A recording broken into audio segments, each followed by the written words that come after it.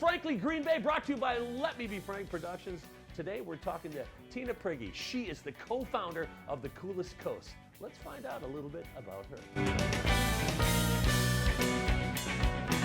Welcome to Frankly Green Bay. I got an entrepreneur next to me, and she speaks Japanese. How many other languages do you speak, by the way?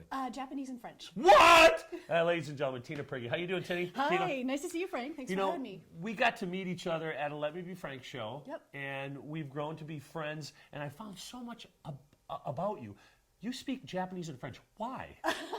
Why? I think learning another language is fantastic. I really think it unlocks so much that you can understand about another culture, another people, the customs. When you can speak the language, wow, there's a lot there. You can hear what they're talking about you, right? When you're standing in line. So what was the drive? I mean, when did you start learning these languages?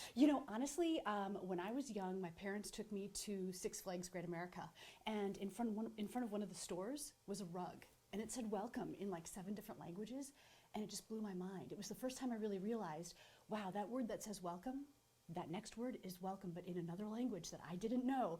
And for some reason, it just resonated with me, and I knew that's what I wanted to do. So you go to college, went to DePaul? I did, DePaul Why? University in Chicago. Scholarship? I got a scholarship, Yep. and also I wanted the big city experience. I grew up in Manitowoc, and so Chicago was about as far as my dad would let me go. And I thought, wow, I really want to experience the whole big city, the theater, the culture, everything that was there. And what was your major? My major was international relations, minor in Japanese. Minor in Japanese. Yeah. Now, when did you meet your husband? How did that? I mean, we talked a little bit about. Was that after school? I mean, or were you? Oh yeah, way after school. After school, I lived in Japan for 3 years.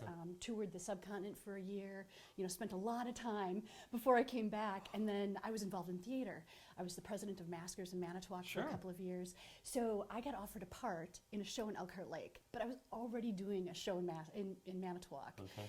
And you can't drop out of a show once you're cast, right? So I'm like, well, I'm still going to see the show. And it happened that my husband was in it. Wasn't my husband at the time, but he made a mistake in the show. So I didn't win this gift certificate, Oh, it's right? the same story as he said. Now it's coming. Okay. So I'm like, hey, Mr. Body, we need to talk. And it was just, I knew. Was it the same thing as he? You knew right Just away? Right away, yep. Oh, my We started talking, goodness. and we haven't stopped since, so. Yeah, you don't. I listen to you guys. Talk to me. You just went to Japan. How was that? Was it Jason's first time going there?